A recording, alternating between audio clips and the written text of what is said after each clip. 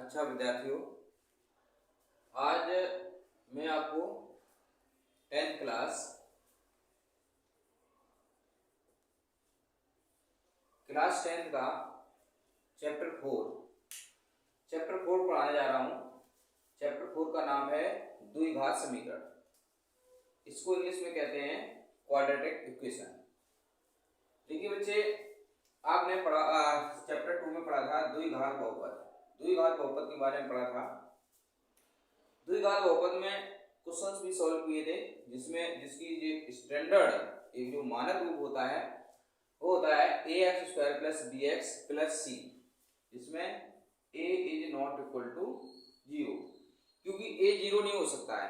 अगर a 0 हो जाता है तो a की जगह 0 रखने पर ये x² की टर्म ही खत्म हो जाएगी। जब x² ही नहीं रहेगा तो एक घात में आ जाएगा, तो एक घात में रह जाएगा, तो ये रैखिक समीकरण कहलाएगा, रैखिक बहुपद कहलाएगा। तो ये जरूरी है कि x² के साथ जो कोफिशिएंट है वो कभी भी 0 नहीं होना चाहिए। 0 होने से वो फिर द्विघात समीकरण बहुपद नहीं बनता है। अब हम इसको आगे बढ़ते हैं। आगे जो है क्या दिया हुआ है कि द्विघात समीकरण अध्याय 4 में इसी का आगे का रूप आ जाता है, द्विघात समीकरण कहलाता है। देखिए बच्चे, द्विघात समीकरण क्या होता है?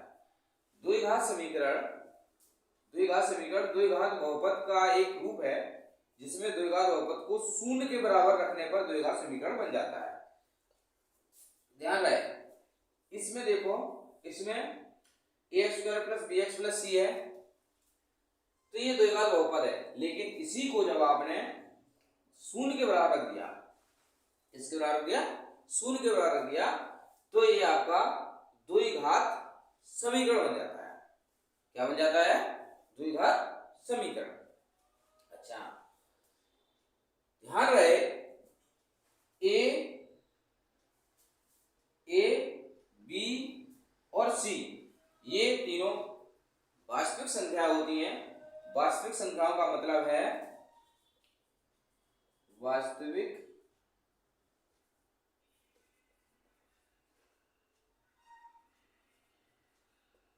संख्याओं का मतलब है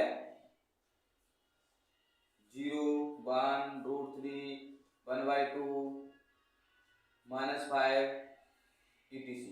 ये इस तरह की संख्याएं होंगी, मतलब कोई ना कोई नंबर होगी। ये वास्तविक संख्याएं कहलाती हैं।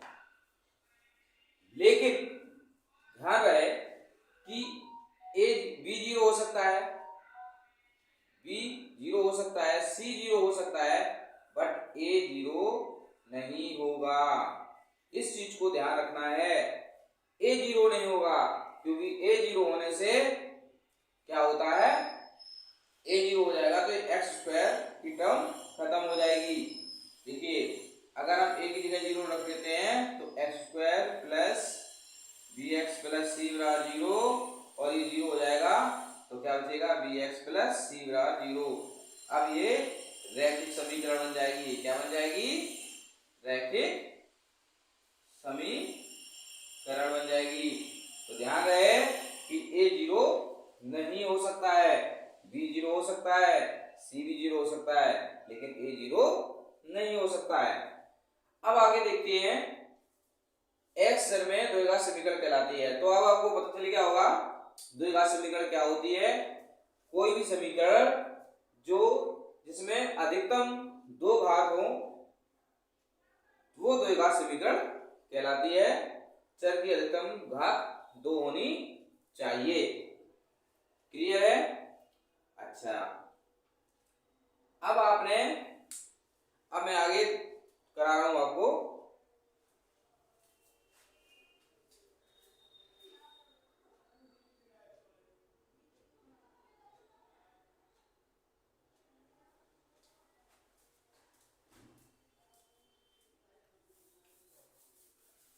ये नोट कर लेना है।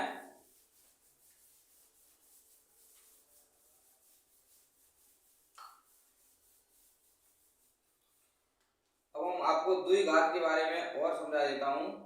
द्वि मीन्स क्या होता है, दो, यानी कि टू। घात, घात मीन्स क्या होता है बेटा, घात होती है पावर, पावर मतलब जैसे x है, x पे दो, कितनी घात लगी है, दो, तो ये द्विघात हो गया। अगर हमने x पे 3 घात लगा दी तो ये त्रिघात, क्या होगा, त्रिघात। x पे हमने 4 लगा दिए तो ये हो गया 4 घात, 4 घातीय। तो ध्यान रहे 4 घाती हो जाता है तो घात का अधिकतम घात होती है, ये अधिकतम,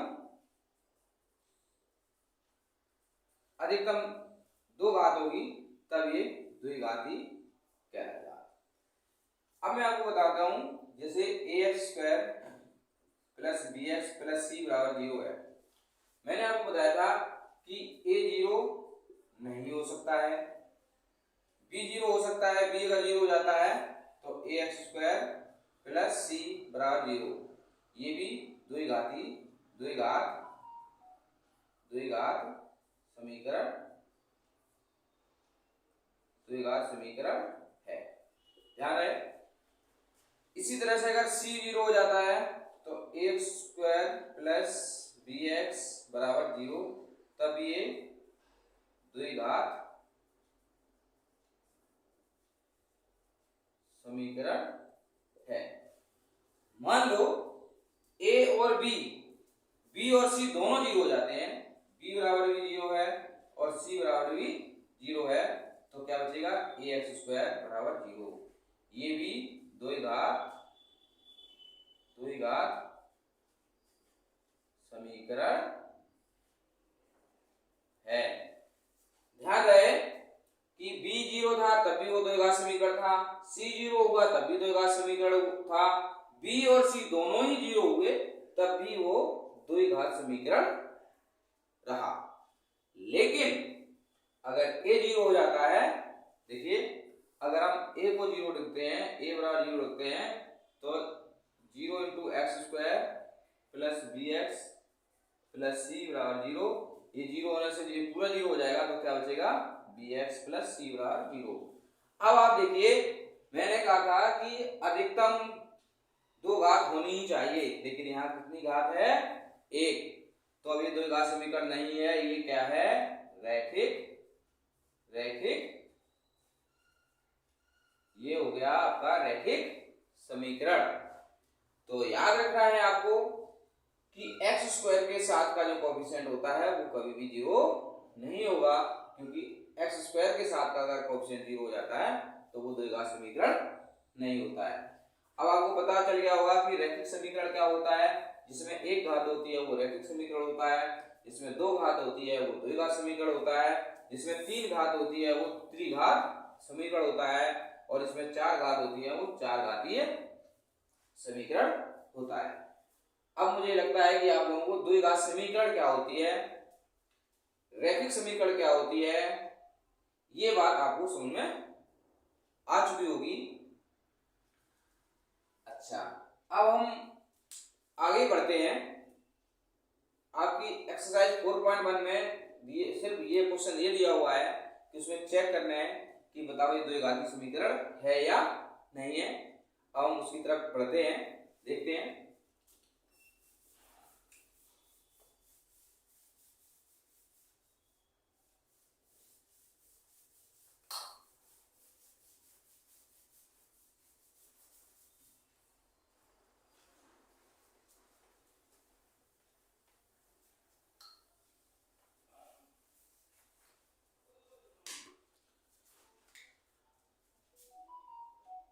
एक्सरसाइज 4.1 में क्वेश्चन नंबर 1 जो है उसमें कहा है चेक करो, चेक करो कि निम्न लिखित द्विघात समीकरण है या नहीं।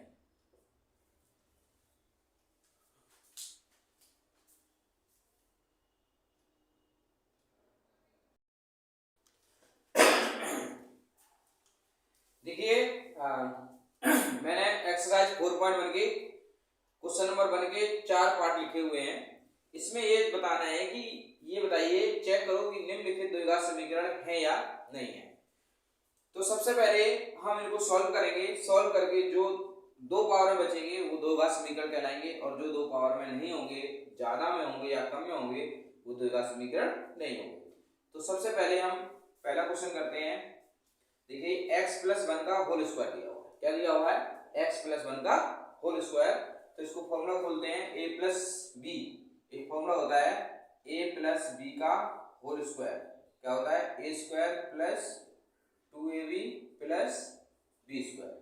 तो देखिए खोलते हैं, x² + 2 × x × 1 + 1 का स्क्वायर, इधर 2 का मल्टीप्लाई करते हैं, 2x - 6। अगली लाइन हो जाएगा x² + 2x + 1, इसको इधर लाएंगे -2x, और ये हो जाएगा +6। अब x² 2x से 2x कट गया, और ये 1 और +6 कितना हो गया? 7। देखो ये जो है, जो बना है, बन के आया है x² + 7, जहाँ x की घात कितनी है? x की घात कितनी है? 2 है। x की घात कितनी है? 2 है। तो ये हो गया यस, ये द्विघात समीकरण,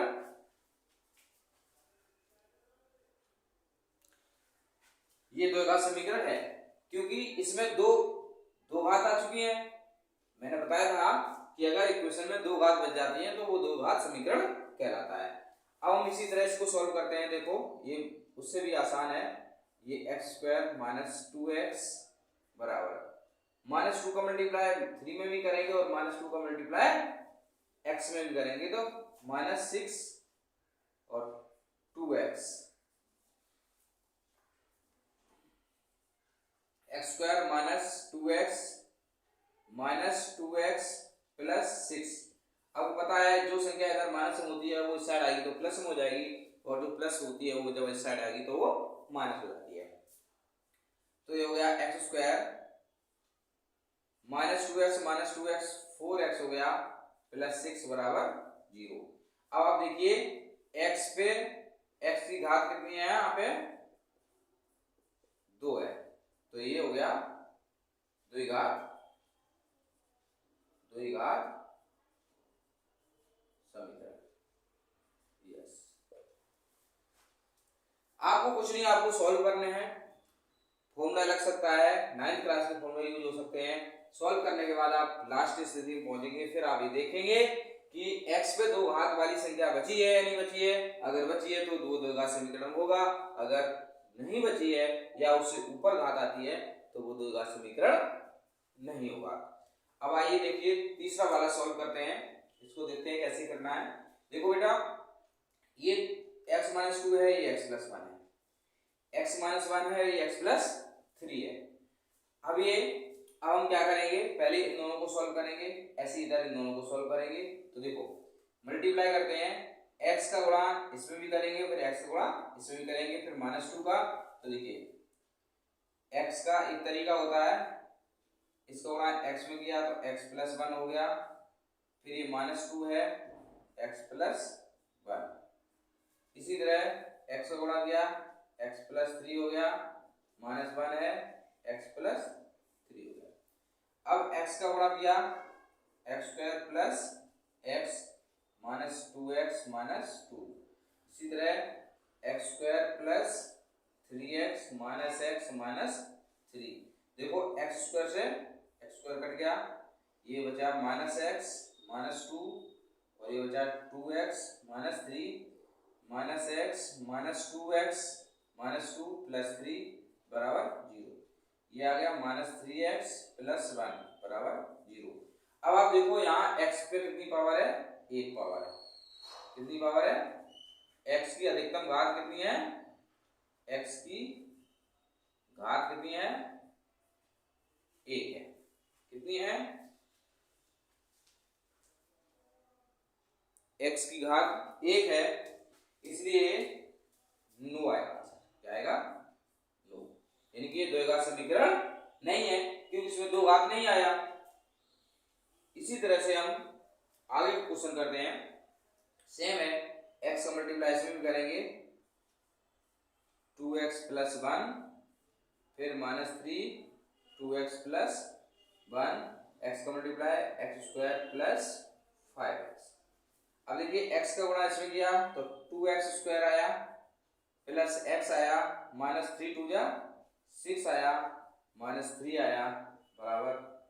अब इसको इधर ले आते हैं, -x स्क्वायर हो जाएगा, ये -5x हो जाएगा बराबर 0। अब 2x स्क्वायर में से x स्क्वायर गया तो x स्क्वायर बचा। अब यहाँ -6x, ये -5x बचा, ये -5x है और ये -3 बराबर 0। x स्क्वायर माइनस 10x -3 बराबर 0। देखिए x की घात यहाँ पे कितनी आ रही है? x की घात यहाँ पे 2 है, इसलिए आंसर आ गया यस।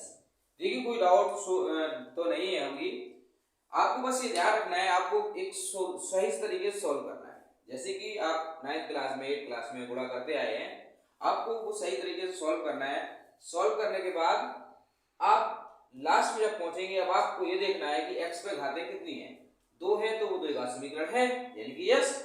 और अगर एक घात आई है तो जैसे तो इसमें नो हो गया, इसमें 2 घात आई तो यस हो गया, इसमें भी 2 घात थी लास्ट में तो ये भी यस हो गया। आपको ये ध्यान रखना है, आपको द्विघात समीकरण है, द्वि मतलब 2 घात होनी जरूरी है।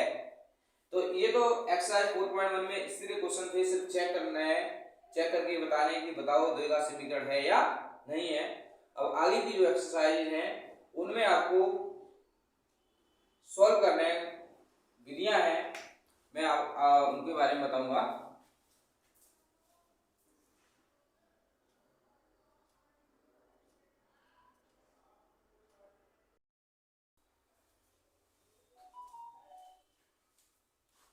देखिए अभी तक आपने द्विघात समीकरण में एक्सरसाइज 4.1 पढ़ी है, जिसमें आपको सिर्फ ये चेक करना था कि बताइए ये द्विघात समीकरण है या नहीं है। अब हम आगे बढ़ते हैं, आगे के क्वेश्चंस को सॉल्व करने के लिए कुछ विधियां हैं द्विघात समीकरण को द्विघात समीकरण को हल करने की विधियां। देखिए द्विघात समीकरण को हल करने की विधियां हैं। पहली विधि है गुणनखंड विधि। कौन सी है? गुणनखंड विधि। देखिए पहली विधि है गुणनखंड विधि, दूसरी है पूर्ण वर्ग विधि। कौन सी विधि है? पूर्ण वर्ग विधि। देखिए पूर्ण वर्ग विधि आपके सिलेबस से हट चुकी है, ये पूर्ण वर्ग विधि आपके सिलेबस में नहीं है, इसलिए हम इस विधि से प्रश्नों को हल नहीं करेंगे। ये आपके सिलेबस में नहीं है, अगर सिलेबस में होती तो हम इस विधि से हल कराते। तीसरी विधि है आपकी द्विघातीय सूत्र। द्विघातीय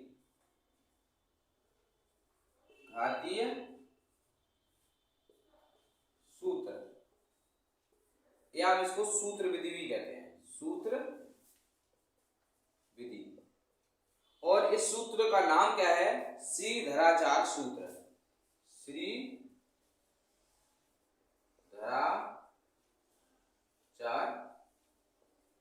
सूत्र।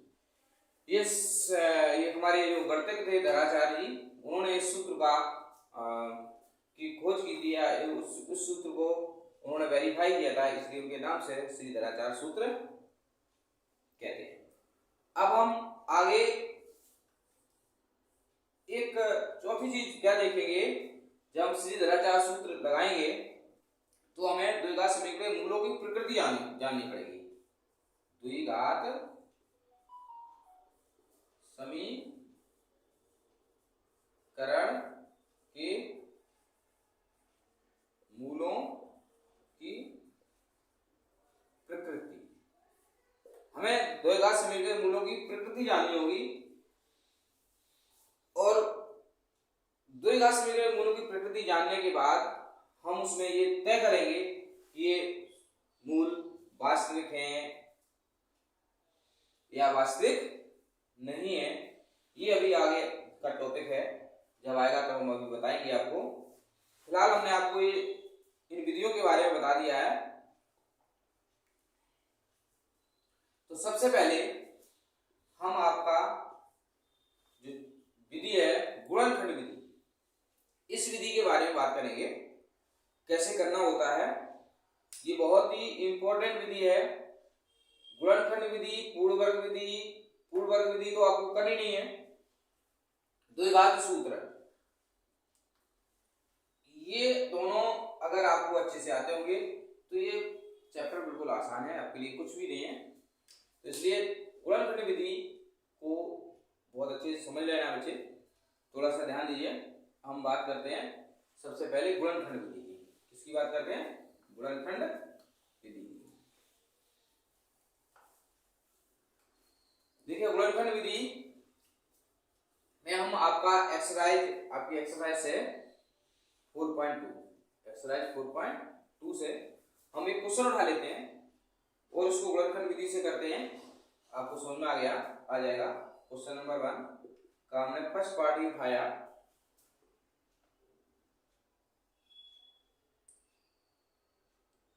x² माइनस 3x माइनस 10 बराबर 0। बच्चों ये आपका गुणनखंड विधि से सॉल्व करने जा रहे हैं एक्सरसाइज 4.2 का पहले क्वेश्चन का पहला पार्ट है। बड़ा आसान है, बस थोड़ा सा समझने की जरूरत है आपको। देखो गुणनखंड विधि, गुणनखंड मतलब इस गुणनखंड करना है, मतलब इस शब्द से ही साफ साफ अर्थ प्रतीत होता है कि गुणनखंड करना है। इसका नियम ये होता है, देखिए आपको सबसे पहले ये देखना चेक करना पड़ेगा कि ये द्विघात समीकरण के रूप की है या नहीं है। देखो द्विघात समीकरण का सूत्र क्या होता है? ax² plus bx plus c बराबर 0। अब आप देखो ये आपका एक मानक रूप है, क्या ये द्विघात समीकरण है? तो सबसे पहले आपको देखना है a, यहाँ कुछ नहीं है तो 1 हो गया, ये आपका a हो गया। ये आपका b है तो यहाँ भी देखो ये -3 है। इसी तरह c है तो यहाँ भी देखो 10 है, -10। तो आपको ये पता चल गया। और 2 घात यहाँ है, यहाँ 1 घात है, यहाँ अचर पद है, तो आपको ये पता चल गया कि ये द्विघात समीकरण है। जब द्विघात समीकरण है तब हम आपको ले चलते हैं आगे। सबसे पहले तो आपको ये वेरीफाई करनी है, देख के जो क्वेश्चन है क्या वो क्वेश्चन हमारे अनुसार, मतलब जो हमें पढ़ रहे हैं वो सही है या नहीं है। तो हमने पता कर लिया है कि ये क्या है? द्विघात समीकरण है। इसमें आपको आपका a बराबर कितना है? 1 है, b बराबर -3 है और c बराबर -10। देखिए बच्चे आपको सबसे पहले a और c का गुणा करना है। किसका गुणा करना है? a और c का। कितना है बच्चे? 10। पहला आपको सब गुणनखंड विधि में सबसे पहले आपको a b c निकालना है। उसके बाद a और c का गुणा करना है। किसका गुणा करना है? a और c का। a और c का गुणा यहाँ है आपका -10। अभी फिलहाल के लिए आप माइनस छोड़ सकते हो, कोई दिक्कत नहीं है। बस आपको ये ध्यान रखना है कि ये कितना है 10, कितना है 10। अब 10 को आपको दो भागों में बांटना है। कितने भागों में बांटना है? दो भागों में बांटना है। और वो भाग ऐसे होने चाहिए कि गुणा करने पे तो 10 ही आए, लेकिन अगर उनको हम जोड़ते या घटाते हैं तो कितना आना चाहिए? -3। तो देखो 5 दूनी 10 होते हैं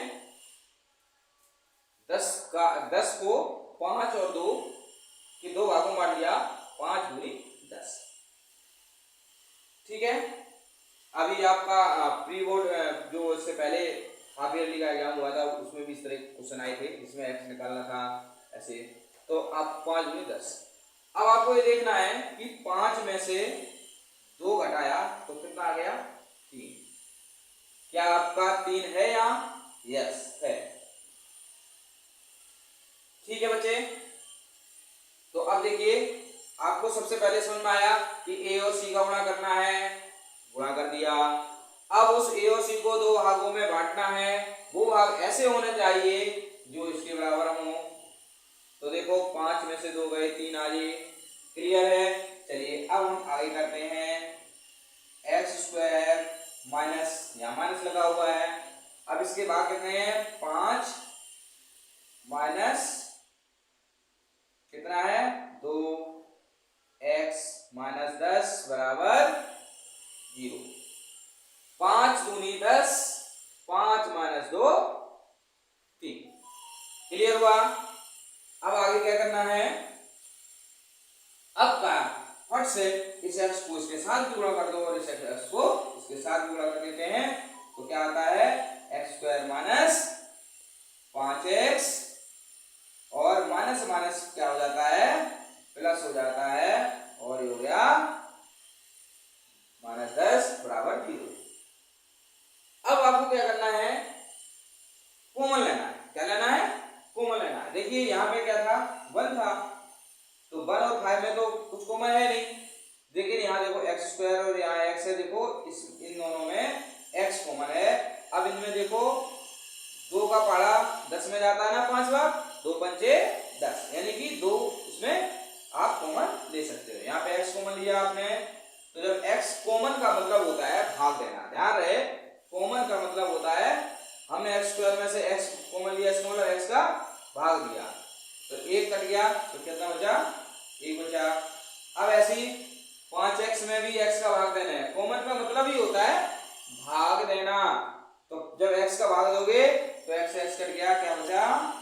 5। अब देखो यहाँ 2 का पहाड़ा इसमें भी है, 2 1 2 और इसमें भी देखो 2 कॉमन लिया। मैंने क्या बताया था? कॉमन का मतलब भाग, 2 से 2 कट गया, क्या बचा? x। अब 10 में भी 2 का कॉमन ले लो तो 2 पंचे 10, 5 आ गया। ठीक है, समझ में आ गया? अब देखो ध्यान रहे, दोनों ये जो ब्रैकेट्स हैं वो समान आना चाहिए। अगर अलग अलग हैं इसका मतलब गलत है।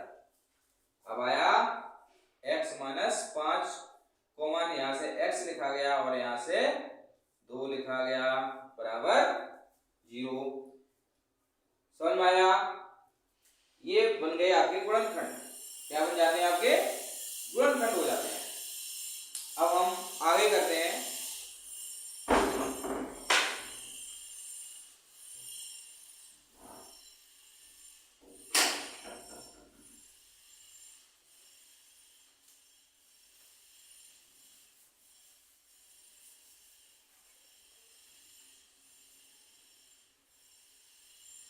अब देखिए x माइनस 5 बराबर 0, इसी तरह से x प्लस 2 बराबर 0 आएगा।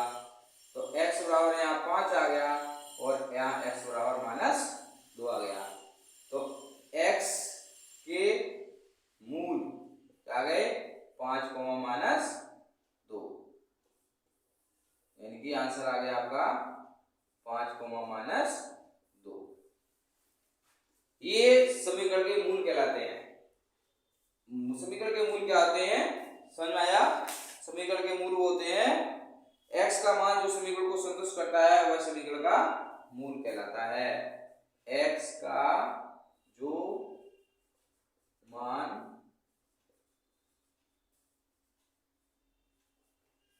समीकरण को संतुष्ट करता है, संतुष्ट करता है उस समीकरण के मूल कहलाते हैं, उस समीकरण के मूल कहलाते हैं। एक परिभाषा है, लिख लेना। समीकरण के मूल क्या होते हैं? तो देखिए बच्चों, आपको समझ में आ गया होगा गुणनखंड विधि का जो तरीका है वो क्या है। आप इसी तरीके से अगर सॉल्व करेंगे तो आप आसानी से कोई भी क्वेश्चंस कर पाएंगे। ठीक है, ये नोट कर लिया होगा।